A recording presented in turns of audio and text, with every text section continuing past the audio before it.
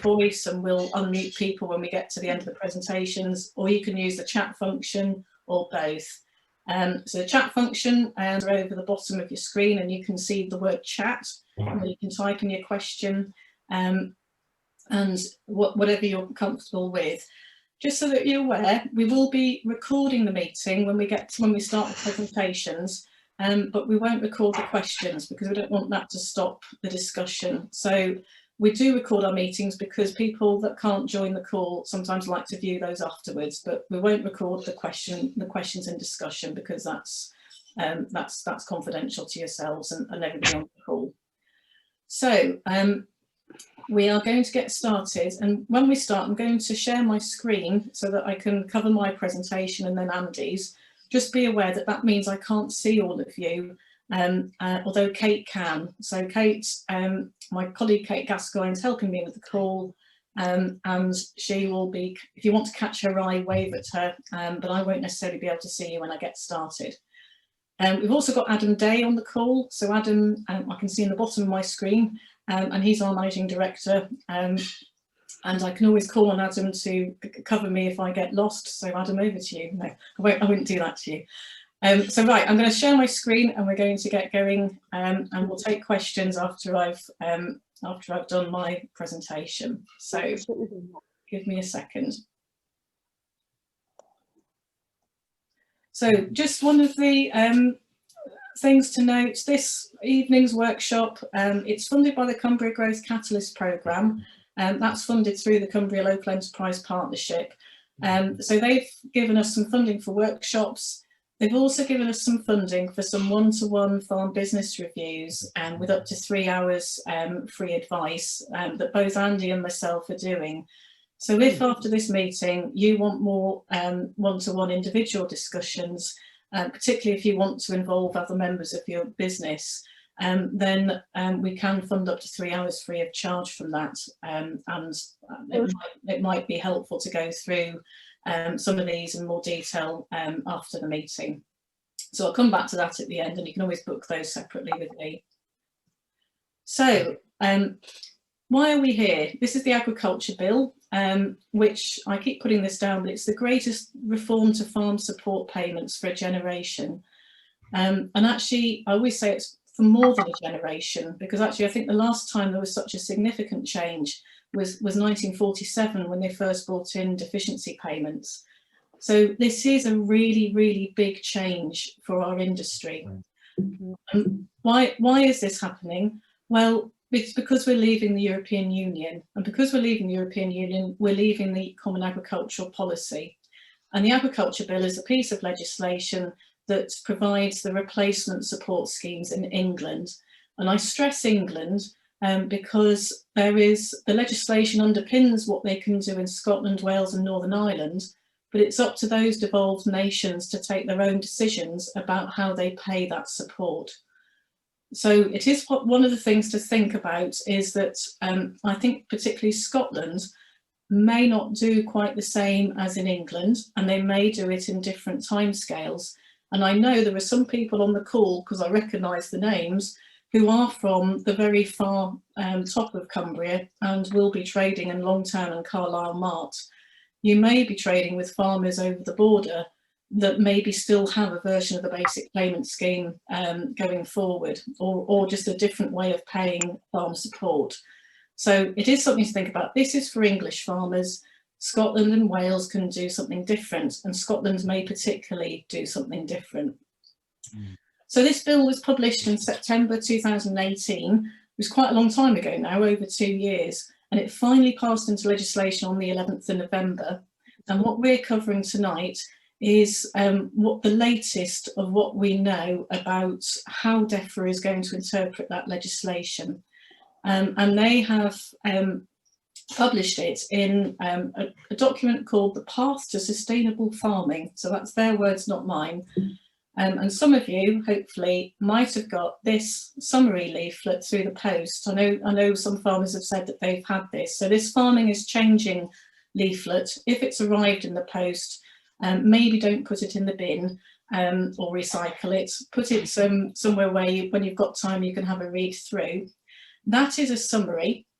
I think it is over 20 pages.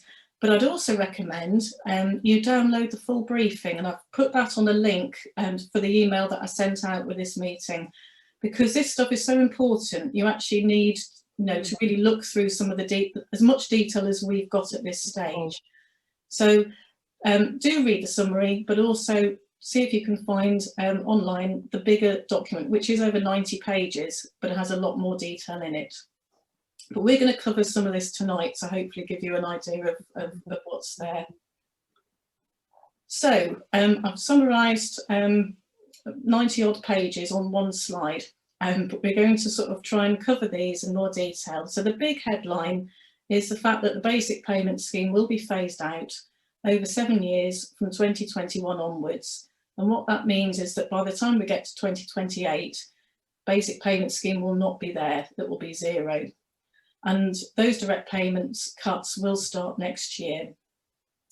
The replacement eventually is called the Environmental Land Management Scheme, and that will pay for public goods in a different way than basic payment scheme and probably the stewardship schemes. Some of the other things that were in the document, and I'm going to cover these in a lot more detail in a minute. There's funding for farmers in protected landscapes. Now, protected landscapes is basically the national parks and the areas of outstanding natural beauty. There's an animal health and welfare pathway, and there are schemes to improve farming prosperity. I've put these words in inverted commas where I've copied them out of the document. And that includes a farming investment grant and a slurry investment scheme. Now, there were some things that we were aware were going to be in this document, but I have to say this, I wasn't expecting the slurry storage grant. And I know there are some dairy farmers on the call, as well as some larger beef farmers, and you may particularly be interested in that. And we will cover that in a bit more detail later. So there were some things that were a surprise, and that was certainly one of them. So I'm going to just cover, first off, I'm going to start with the direct payments reductions, and just so you can see what that looks like. So this is a complicated table, and in a second I'm going to show you an example, but just so you understand that the phasing out of basic payment scheme and the reductions are progressive, a bit like tax thresholds.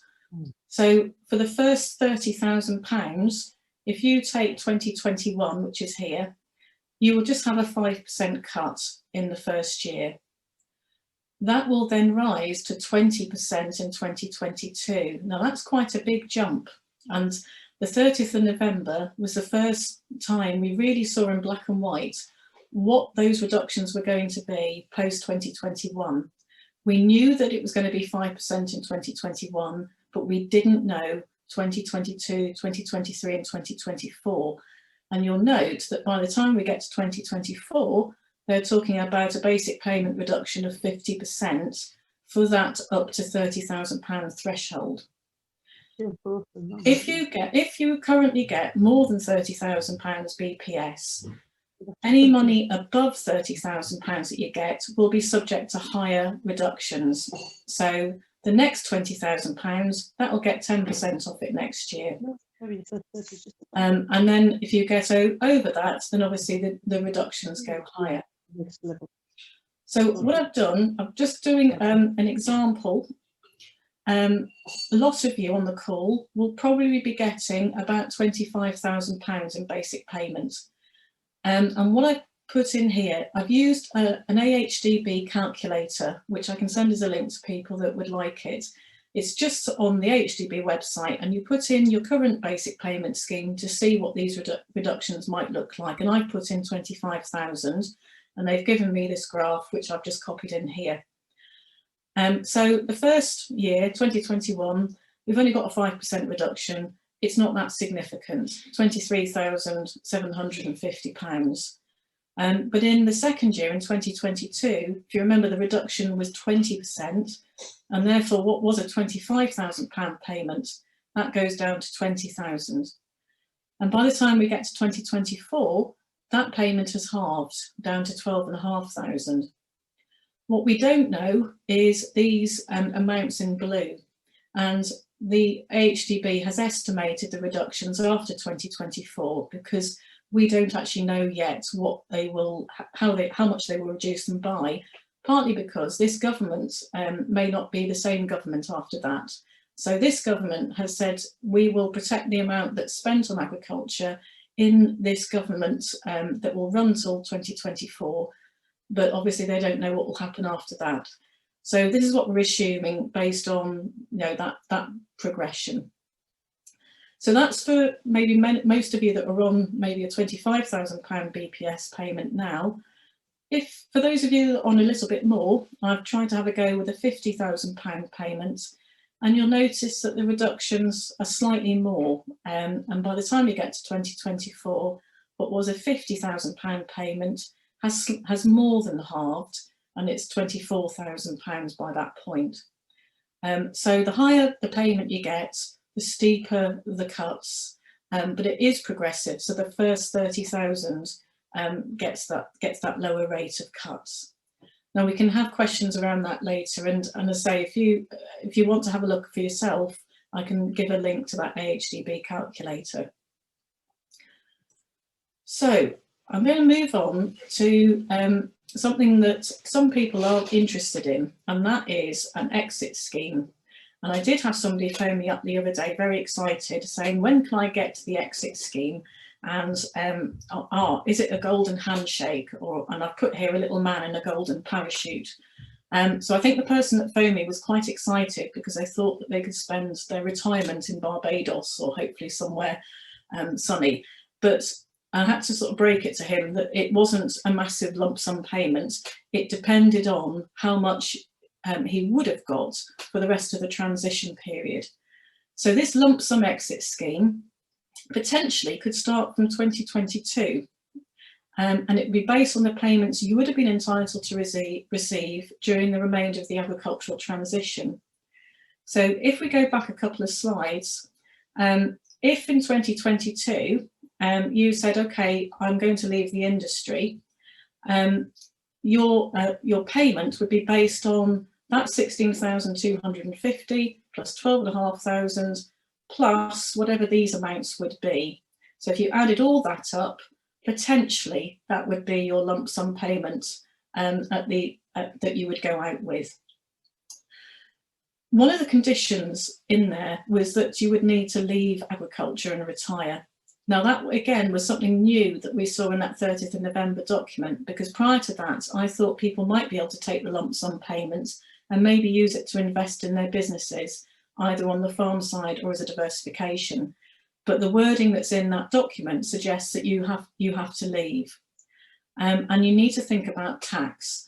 On last week's call, we had an accountant on the call, and I put him on the spot and asked him how he felt that this would be taxed. And I think his answer was probably, or maybe as a capital gains tax, but you've got to realise that capital gains tax rates might become similar to income tax rates in future. But what you do need to speak to an accountant if you're interested in taking a lump sum payment, because it will be taxed in some form. So the last point on this slide is that regardless of what you do with the lump sum scheme, direct payments will be delinked from the requirement to farm from 2024. So for those of us that are staying in, your basic payment scheme entitlement after 2024 may not be linked to whether you actually still farm or how much land or how little land you have. So it'll be based on effectively historic entitlements. And that means that if you radically downsize or you radically increase what you do, you still won't change what you get in your BPS entitlements. There's all sorts of implications of both the exit scheme and delinking. For tenants, it may be that outgoing tenants decide we want to leave and we'll take our exit payment lump sum with us, thank you very much. And those landlords could find that they are renting farms out from maybe 2022, 2023 onwards without any BPS entitlement because the outgoing tenant has taken it. That potentially could have an impact on rental values. And that's one of the reasons why DEFRA is doing this, because DEFRA is saying that basic payment scheme has artificially inflated farm rents, and it probably has. So that will be quite potentially an immediate impact quite early on in the transition period. And this delinking of direct payments from the requirements of farm does mean that if you take on land, if you're expanding, you may be taking on, you won't necessarily be getting any BPS entitlements. So if you started expanding in 24, 25, you wouldn't necessarily be getting any more payments for that. All of this is subject to consultation, but I think as we get into 2021, more of this information is going to become apparent, and this is a really important part of what's going to happen during the transition period. So we'll take questions shortly, but I'm going to move on to some of the other things that are in the document. So just so you understand some of the timescales, lump sum exit scheme, further information they say will be available in July of next year. They'll open applications in 2022 and start it in 2022, so that's quite quick. Delinked payments, they're not expecting to start until 2024, and obviously they'll end in 2027 because BPS is ending in 2027. And to be eligible, it may be necessary to have claimed under the basic payment scheme in a particular scheme year or years. So there's likely to be a reference period, and we're probably in a reference period now, but it probably will be an average of so many years. We don't know yet. So that's the exit scheme and delinking. I'm going to cover just a couple of slides on impact on different sectors. So this is slightly historic, this slide. It was something I took out of the original policy documents that came out in 2018. And it's a DEFRA graph that was looking at average farm business income from 2014 through to 2017 on different farm types. But what's notable is the green proportion of these boxes, the dark green, is how much of farm business income comes from direct payments or basic payment scheme. And you'll notice that for those of you with beef and sheep, whether you're upland or lowland, over 90% of farm business income on average in those years came from the basic payment scheme. So the farm business income is effectively net profit, but a lot of that net profit was coming from the basic payment scheme. For dairy, not so bad, 38%. For cereals, and I know there's an arable farmer, there's probably a couple of arable farmers on the call, this one quite surprised me that almost 80% of farm business income for those that are mostly cereals comes from basic payments. But obviously if you get into horticulture, poultry, pigs, and other more general cropping, that proportion is much less. The worst affected is actually the mixed farms in this example. Now that goes back a few years, and what I put on the next slide, I've actually taken from the most recent data that's available from the Farm Business Survey, from a report that Newcastle University do every year. I've picked out less favoured area livestock farms, partly because I knew that there's quite a few upland people on the call, but the figures are worrying. So for 2019-20, which is the most recent figures we got available, out of this total turnover of 114,000, almost £29,000 of that was from the basic payment scheme, and over £12,000 was from stewardship payments, existing environmental schemes.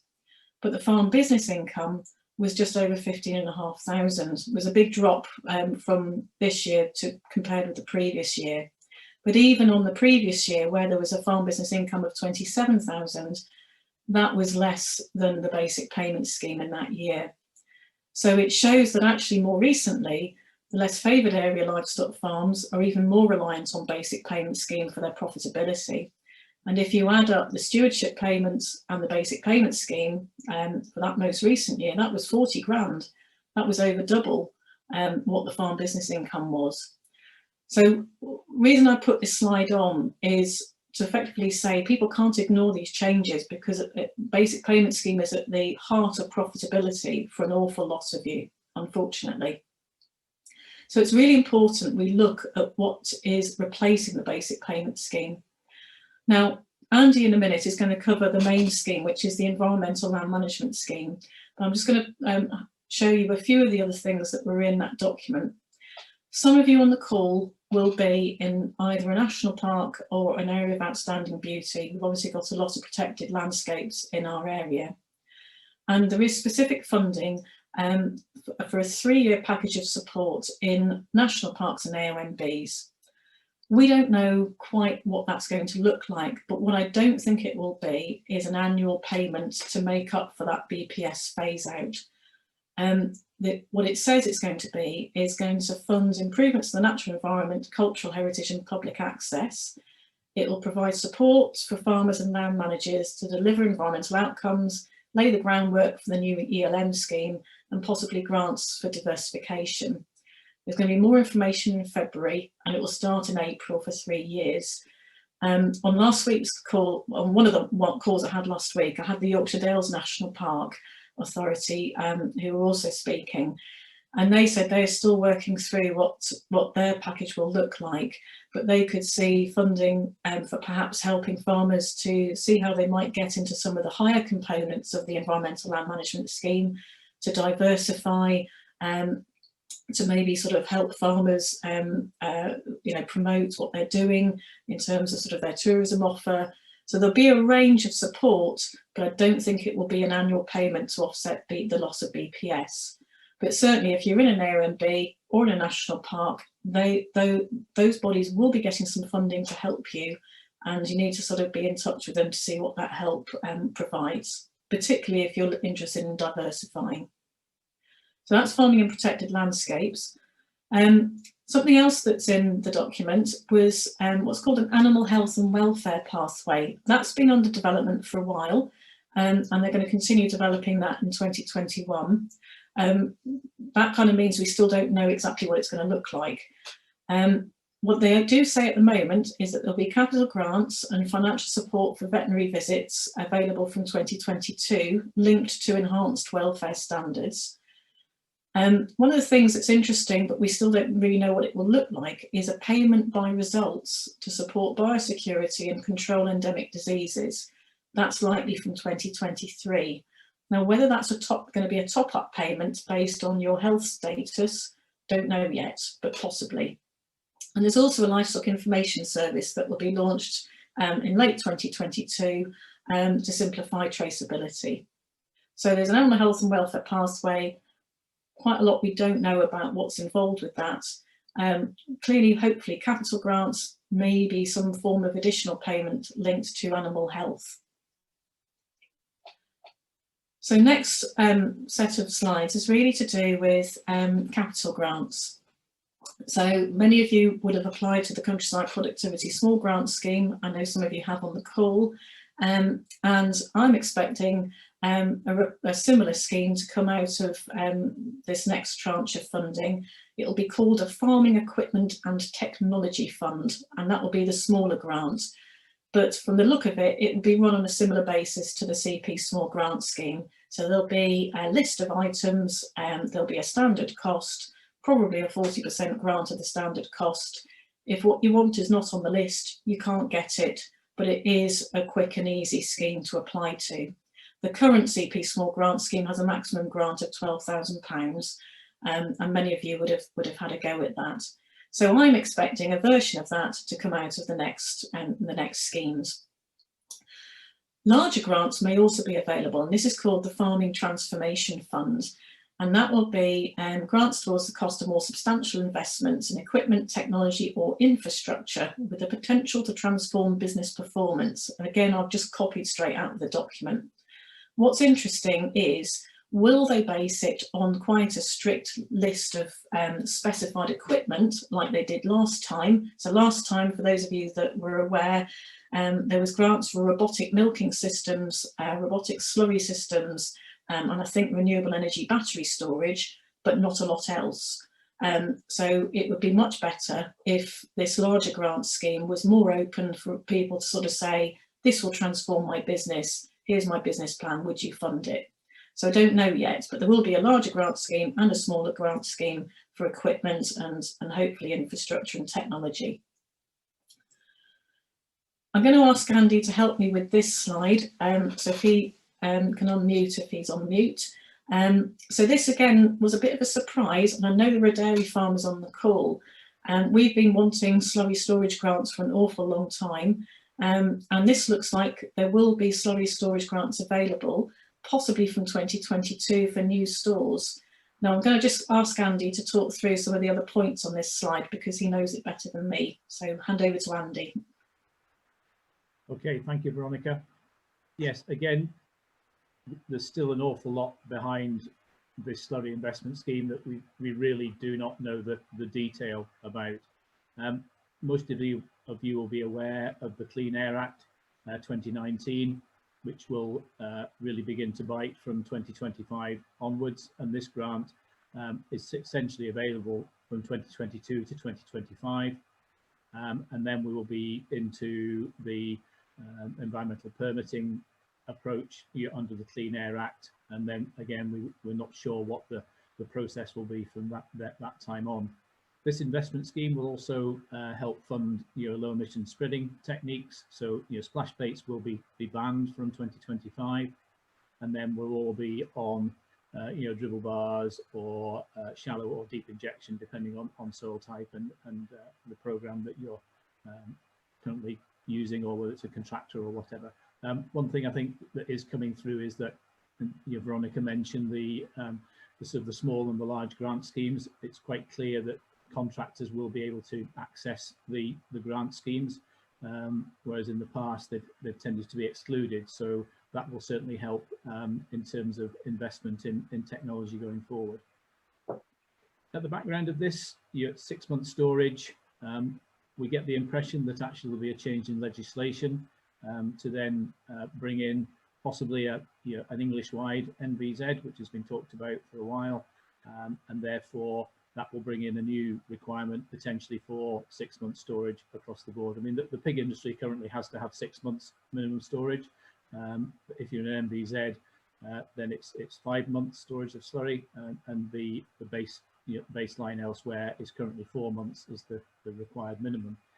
We also don't know if you have, say, 4 months storage now at the moment, as to whether you'll be able to get a grant to bring yourself up to that 6 months minimum requirement, or whether you will have to invest in a completely brand new store and decommission your existing stores, and therefore have 6 months storage on one site, on one particular farm or whatever. So I say there's a lot in there that we're not clear about at the moment, and a lot more will come out in the future. Things like impermeable covers. There's talk in the transition document of some new capital items, to sort of meet clean air requirements. So we may see a bit more funding put towards impermeable covers or different techniques. I sit on the technical working group for the environmental permitting with DEFRA, and there's a whole raft of measures being looked at across the board in terms of slurry storage covers, which might not just be hard covers, but could be using blown on straw, or could be using a clay-based prill that floats on the cover of the slurry. So yeah, a lot more to come on that, and just basically, I think, as Veronica said, it's a fast-moving scheme and fast-moving system we're in at the moment. So keep an eye out for new announcements on that. So that's me. Thanks, Veronica. So what we'll do, we'll take some questions in a minute. I'm just going to give you a bit of the timescale for what these grants look like, and then we'll go to questions. We had quite a lot of questions last week about that slurry store scheme, because that's something that is completely new. So please feel free to ask questions in a minute. I'm just going to run through a couple of the other schemes. This is one of a few. I've only got a couple more slides for my bit. So it's just so you realise what else is in the document. There's going to be funding for what they call innovation, research and development. There's a lot of focus on innovation with these changes. It's something they're clearly wanting to push. You may see wording about a farm resilience scheme. Now that isn't an additional payment, that will actually be an advisory service, and that will be aimed at providing help to farmers during the transition period. The Farmer Network, and together with ADAS, we participated in one of the pilots this year, did some workshops and one-to-one sessions with farmers. I don't know what the final advisory service will look like, but I suspect it will be a range of sort of advice on different aspects of the transition. But that is an advisory service, it's not an additional payment. Something that my colleague Kate has been on a call about last week was a new entrant support scheme. And this is still in development, but what they're clearly looking to do is attract what they call new and talented entrants to agriculture. We're a little bit concerned that they're very focused on new entrants and less focused on helping those that are already within the industry, who are our younger generation that we also feel need help. But certainly Kate's doing what she can to sort of persuade them that's a good idea. So that's a move that's definitely in development at the moment. So there is going to be some help for new entrants, but whether it will help younger farmers as well as people from outside the industry, we don't know yet, but we will try and push for that. There's going to be a national institute for agriculture and horticulture to act as a hub for training and development. It's clearly they want to focus on what people outside farming might call CPD, continuous professional development, but certainly in sort of trying to training and skills will be important. So these are not necessarily payments, but there are other things that are within the agriculture bill and the announcement. So one of my last slides, this is just the timescales. So the Farming Investment Fund, that's the large and small grants, should be further information in April. I'm a bit disappointed that this start date is December 2021 and not earlier. What we don't know at the moment is whether they'll have a go with another CP small grant scheme before then. Obviously the CP small grant scheme is now closed and people are just buying their kit now and have to claim by 31st of May. So it's not clear whether there will be nothing until they launch the new scheme next December. That's quite a long wait. We'll be disappointed if that is the case. The Slurry investment scheme, the Slurry storage grant, further information in 2022, starting in autumn 2022. Interestingly, they're talking about it ending in 2025. So if you are wanting to use that grant, get on with it when it's launched in 2022. Don't think it will be there forever. And that's maybe might coincide with the introduction of legislation. Innovation, research and development will be starting next autumn. The Farm Resilience Scheme, which is the advisory service, that looks like it's starting fairly soon in 2021 with more information in March and starting next summer. And the new entrant support looks like it will get going in 2022. So over to Andy. Okay, thank you, Veronica. Yes, as we lose basic payment and as we lose the current stewardship schemes probably around 2024, so that the last application process will be about 2023, then we will move steadily towards the new Environmental Land Management Scheme, or ELM, as we now can call it, or ELM, should I say, not ELM. This is by and large to be focused on these sort of 6 key areas, as indicated below: clean air, environmental hazards, thriving plants, clean water, mitigation for environmental change, and the enhanced landscapes. Okay, thanks, Veronica. Next one.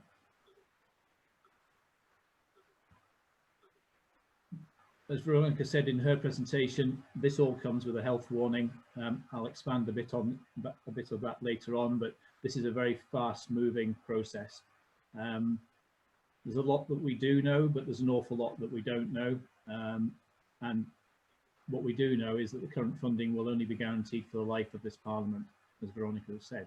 So any decisions that you're taking in the next 2 or 3 years need to be sort of recognising that fact that a change in government or a change in policy, post 2024 may accelerate change, decelerate change, but the fundamentals will still be there.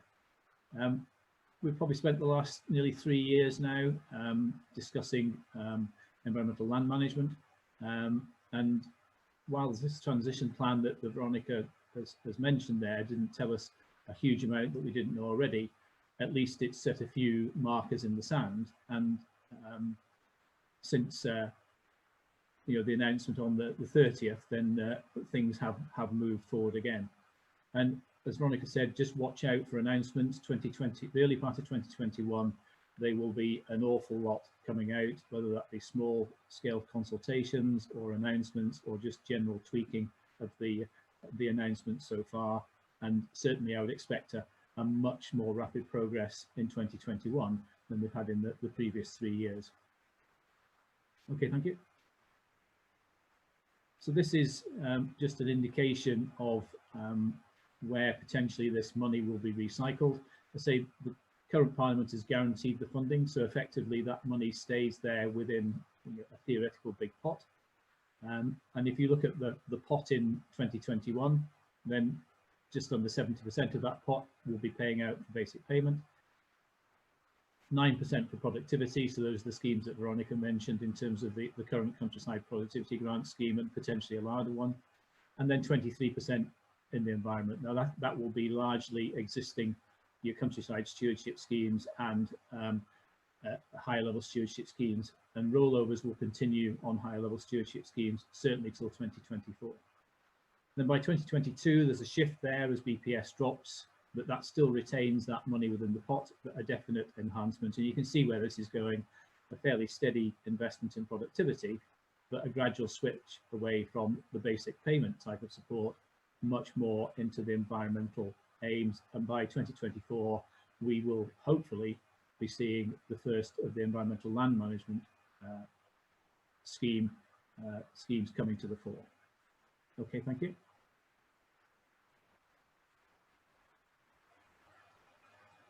So what we do know is there are 3 components to the new environmental land management scheme.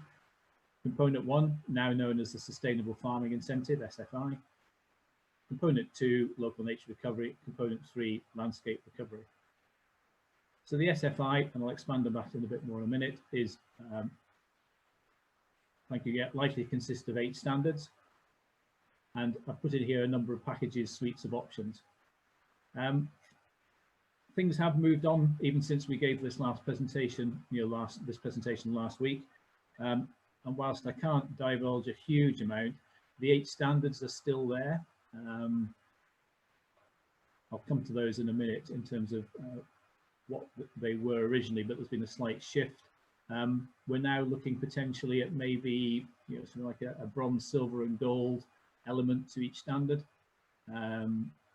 So you can go into base level, do a bit more, or do an all singing or dancing side of things. There will be, looking at what's coming forward, some elements of capital works in there. Now that could be linked through to capital works available in the productivity side, or it may be some baseline capital works that will help support each of the standards. But I think the clear messages from what I'm seeing is that at the moment, for those of you who are familiar with countryside stewardship, will know that you have a really extensive list of options available, both in terms of field options and capital options. I don't expect to see anywhere near that number available. As I say, they will be targeted very much at the standards. So therefore, if you go to one standard, then you will only have a small suite of options of capital works to then support that standard. So SFI will probably be similar to sort of baseline countryside stewardship, the sort of with elements of cost compliance as well, though cost compliance will steadily disappear as we know it as such, to be replaced with the SFI. And again, commons may have only 3 standards. We just don't know, because some of the standards will not be applicable to a commons, and a lot of this is still got to be clarified. So yeah, next slide, please.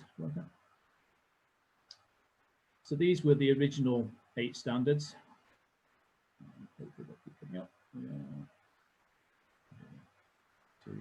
Another one, yeah, I think. There we go. Yeah. As I say, there's been a slight shift. I think, if anything, I would say the current shift with what I'm seeing is that if you concentrated on nutrient management, soils, water, and grassland out of those, and then sort of split them down a little bit more, you might be getting close to what the standards might look at, like under the pilots, which I'll talk about in a minute. But yeah, fast-moving pace, and soils are definitely moving up the agenda. They really weren't there in the initial sort of assessment of public goods, but there's been a realization that actually they have to be there, and a lot of soil stuff will underpin a lot of the basic standards going forward. Okay, thank you. So that next component 2, now known as local nature recovery. And for many, this may look like the current higher tier schemes, or if you're in an existing higher level stewardship scheme, very similar. So there'll probably be a requirement to produce a land management plan, which will be by and large similar to the farm environmental plans that we drew up for higher level stewardship, but with potentially a lot more detail in terms of drilling down much more at farm level to identifying these areas where there can be public goods or natural capital, these sort of little buzz phrases that we're coming to use more and more. Andy, Andy, yeah. Sorry, we've just had a message in the chat saying that some people can't hear you very well. Can you speak up or turn up your own volume? I don't know. Okay, yeah, microphone's on full, so I'll just try and pull that a bit closer. Is that any better? Yep, sounds a bit louder to me. Okay.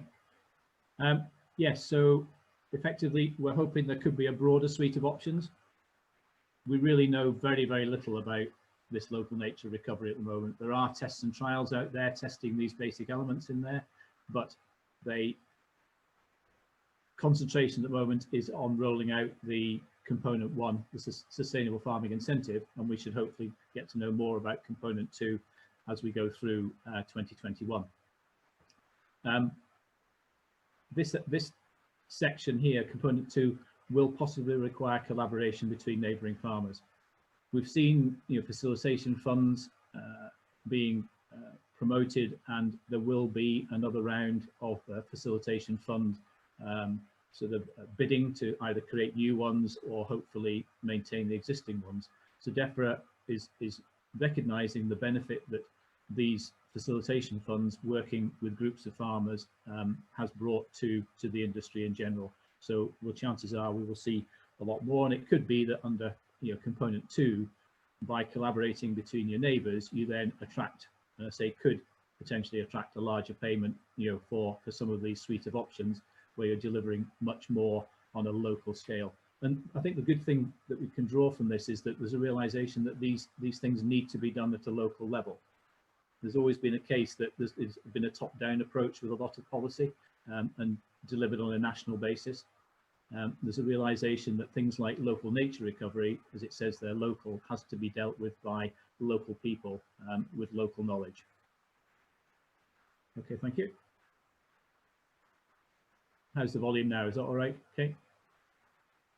Yeah, okay, right, thank you. Component 3, very much about landscape recovery, as hinted there. Commons, river catchment, national park, large estates that can get that synergy between in-hand farming and tenants' involvement, potentially. Peatland, coastal and woodlands, all of these will require a design, so co-design approach with input from a number of interested parties. Now that could be, your local district council, it could be your county council if there's involvement in flood management, say, in a river catchment. Or working on in and around an area that's currently exposed to bad flooding, or it may be, working together with Forestry Commission or other parties to then design larger scale woodlands. Again, we know a little bit about component 3. There are tests and trials, sort of trying to work out some of the ways forward with this, but at the moment this is very much work in progress, and just keep an eye out for more of this if you think this is going to be something you potentially might be going for. Okay, thank you. So I mentioned there's a pilot. Now this is going to be starting in 2021, initially for 1,000 farms. We anticipate that the pilot will be, you'll be able to put yourself forward for a pilot from about March of next year, and then a decision will be made sometime around October. I think I would stress quite strongly that if you're in an existing scheme at the moment, or if you're not, we're not sure at the moment as to whether you're going to be eligible to join the pilot scheme if you're currently in a countryside stewardship or environmental stewardship scheme. We're still waiting for DEFRA to decide on that for the time being. So at the moment, that's still work in progress. All I would say is there will be payments in the pilot, but as I hinted before, from that list of standards, don't anticipate that the payments will be anything like what they are under countryside stewardship at the moment. And I would urge people to look very closely at countryside stewardship if they think that that's attractive for their business in 2021, 22 and 23, to try and build in some income there, which will not totally replace, but will help to bring some more income in as the basic payment scheme begins to disappear. As we move out to 21 to 22, then there will be a transitional phase. More farms will be brought into that pilot, and again we may see then a broadening of the base to include, you know, those that are in stewardship schemes or involved in other elements of stewardship. And then by 2024 we should theoretically have a whole, you know, full rollout of the SFI, and that initial pilot will finish. Okay, thank you. So again, just a time frame.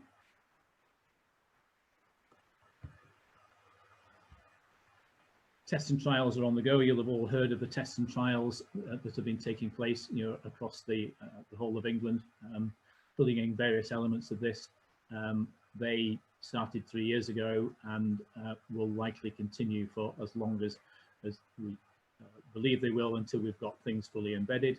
Pilot for SFI starts next year, and then progressively through till 2024. And then, yeah, by next summer, we should hopefully start to see the first of the bidding into the component 2 and the sort of component 3 pilots, and a progressive rollout of those, you know, heading through to 2024, when theoretically we should have the full rollout of all of the 3 components. Okay, thank you.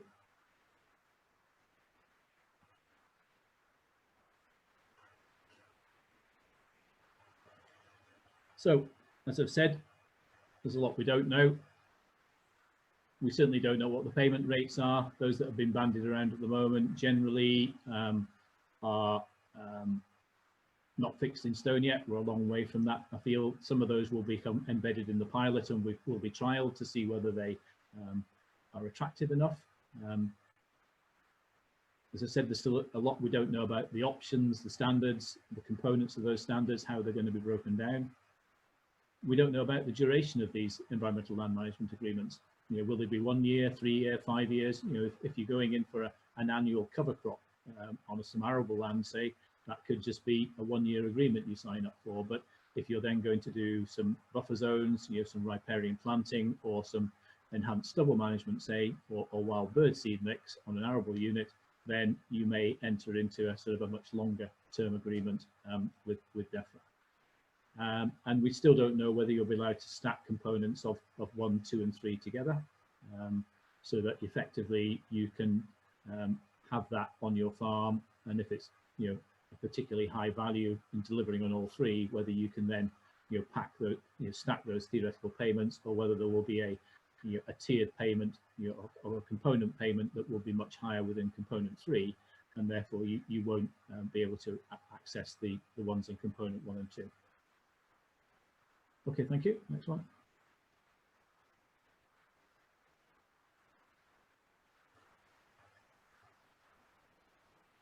So yeah, as I mentioned, countryside stewardship as we know it will exist, will continue until 2023. That will mean that the 1st of January 24 will be the last start date. And if you're going into a higher tier at that time, then potentially your scheme could run until 2034, you're well after environmental land management has started and bedded in. Just a couple of things from the transition document. The existing, you know, hedgerow and boundary grants and the water capital grants, which are elements of countryside stewardship, the funding available has doubled, or potentially doubled, to say, from 10,000 to up to 20,000 for each of those 2 schemes. And they're also talking about expanding the available options and capital grants available within the wildlife offers as well, just to sort of bring more attractive packages through and available to farmers to encourage that uptake of the scheme. And one we've been arguing about for quite a while now is the management of rough grazing for birds, where that's depended on the sort of magic information from gov.uk, and has sort of penalised some farmers because those areas are not deemed to be of high enough value for management of rough grazing for birds, that are clearly on the system, showing that curlew and lapwing and snipe and whatever are habitat for those is required. So we'll see some changes on that option, and that will mean that the likes of the UP2 option, which pays £88 a hectare in the SDAs, as compared to the sort of baseline grassland option at £16 a hectare, could be much more accessible to upland farmers, particularly where upland birds are known to be either wintering or there in breeding. We know that there'll be the HLS rollovers will continue until 2024. So those likes of commons or on larger HLS schemes where it is deemed to be environmentally beneficial to roll those over, they'll continue to 2024.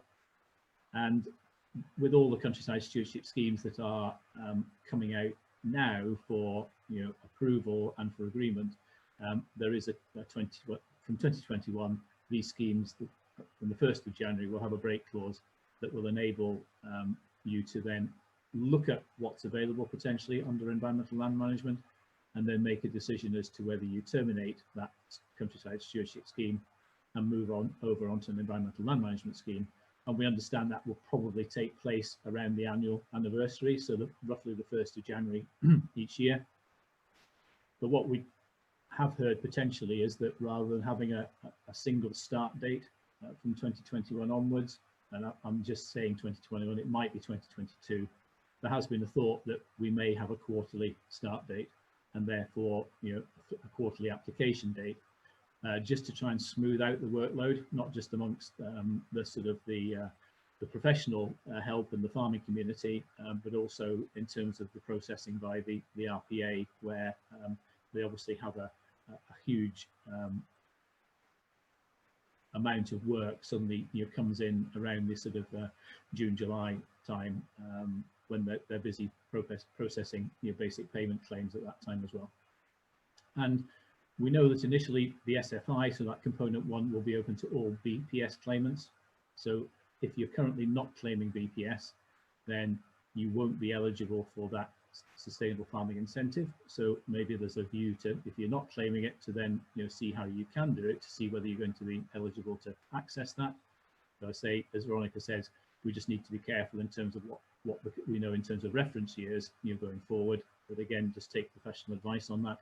And then we're pretty sure that the sustainable farming incentive will gradually be opened up to non-claimants, and that may mean that people who say run airfields, who Highways England, for example, or people that have large land holdings which are not currently eligible for BPS may step into that market for the SFI, and potentially into component 2 and component 3 as well.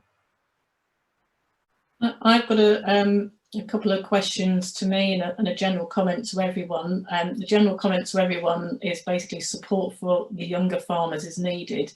We would agree with you wholeheartedly. We're a bit worried that there's a big focus on innovation and new entrants to the industry and not enough on developing and supporting the younger generation, particularly if we've got quite a few farmers wanting to leave, and how do we transfer that knowledge and skills over to the younger generation. So it is something we are very concerned about and want to push.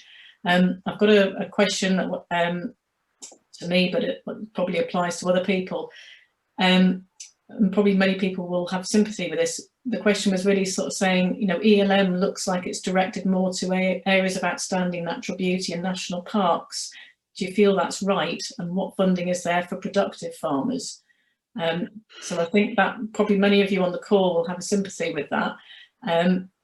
So ELM isn't just focused on national parks and AONBs. It will be available everywhere. There's obviously going to be some more support in AONBs and national parks to help farmers get into ELM. And when you think about the fact that the local nature recovery component, that second component, is going to require farmers to work together, you need some help with that. So there are facilitation fund groups that hopefully might help with that. We've got one in the Forgotten Lands. There's a few of you on the call from there. There are other facilitation fund groups in Cumbria, which Andy runs, and others. But if you're outside of the national park and you're not in a facilitation fund group, how do you get together with another farmer to sort of try and get into those higher ELM components? And I think that is quite hard. What funding is there for productive farmers? That comes down to those farming investment grants, capital grants. There's no money in there for you just producing food, because food is not considered by DEFRA to be a public good, because it's something that is funded by the marketplace. So I know that probably everybody on the call will disagree with that, but that is the view that they have taken.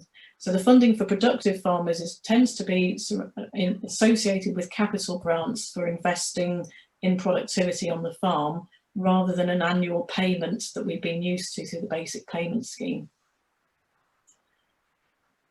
Anybody want to give a comment on that, or any other thoughts?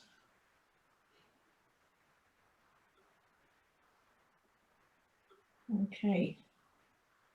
Anybody else? Any other things that we haven't covered yet that anybody wants clarified? Okay. Well, if not, what we'll do is we'll call the meeting to an end. I'm conscious it's coming up to 8:25 and people will be zoomed out. We've got a lot on the call tonight. I think it's we had a lot on last week as well. I think it indicates how concerned people are, and also just wanting to know more, because it's quite a lot of change in quite a short time scale.